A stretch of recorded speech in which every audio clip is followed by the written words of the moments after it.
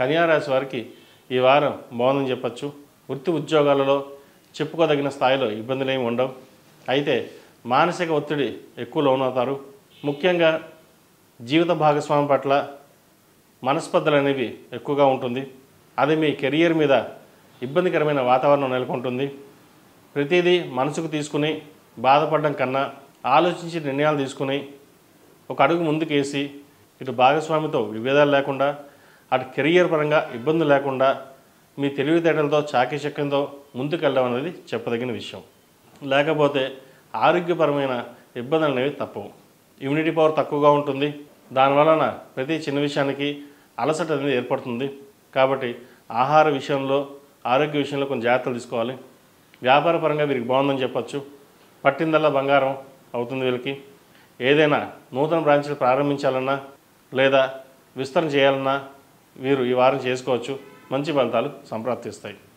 అలాగే పిల్లల భవిష్యత్తు కోసం మీరు చేసే సేవింగ్స్ అవ్వచ్చు, ఇన్వెస్ట్మెంట్స్ అవ్వచ్చు, మంచి అభివృద్ధిలో ఉంటాయి. మునుపటి కంటే ఈ వారం మంచి లాభాలు తెచ్చే అనే సంతోషం ఎక్కువగా కలుగుతుంది. వాటితో పాటు నరదిష్టి కూడా అధికంగా ఉంటుంది.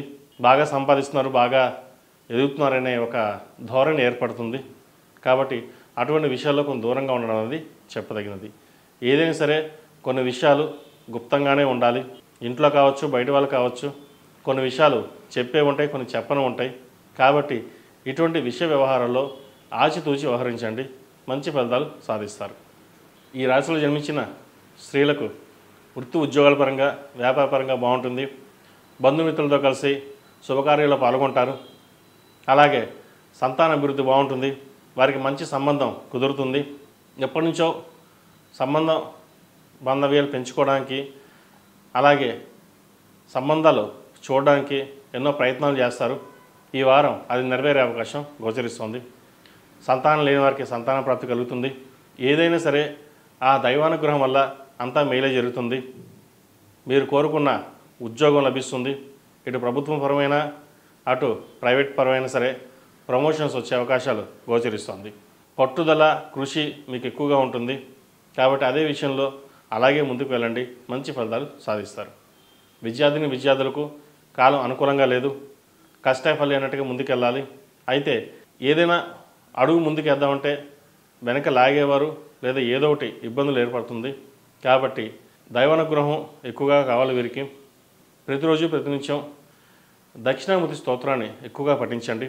ఇది పరీక్షా సమయం కాబట్టి పరీక్షల సమయంలో నిమగ్నమయ్యి వాటి కోసం ఎక్కువగా శ్రమించండి. మంచి ఫలితాలు సాధించగలుగుతారు. దక్షిణామూర్తి రూపుని మెడలో ధరించండి. ముఖ్యంగా విద్యార్థులు. ఎందుకు చెప్తున్నాను ఈ విషయం అంటే మనకి చదువు అన్నిటికీను ఆ దక్షిణామూర్తే. ఆ దక్షిణామూర్తి అనుగ్రహం మనకు ఉండాలి. మెడలో వేసుకుంటే బాగుంటుందా బాగుందా అని కాదు. ఎప్పుడైతే ఒక పాజిటివ్ ఎనర్జీ అనేది మనకు జనరేట్ అవుతుందో అప్పుడు మనకి ఏ పని చేసినా ముందుకు వెళ్తుంది. ఒక ఉత్సాహం అనేది ఏర్పడుతుంది.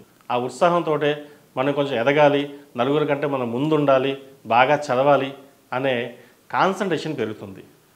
ఆ కాన్సన్ట్రేషన్ కోసమే దక్షిణామూర్తి స్తోత్రం అనేది ఎక్కువగా పఠించమని చెప్పేది. ఇటువంటి కార్యక్రమాలు చేయండి. మంచి ఫలితాలు సాధించగలుగుతారు.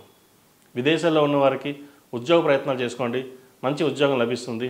అయితే వచ్చిన ఉద్యోగం చిన్నదా పెద్దదా అని కాకుండా వచ్చిన ఉద్యోగంలో జాయిన్ అవ్వడం చేయండి.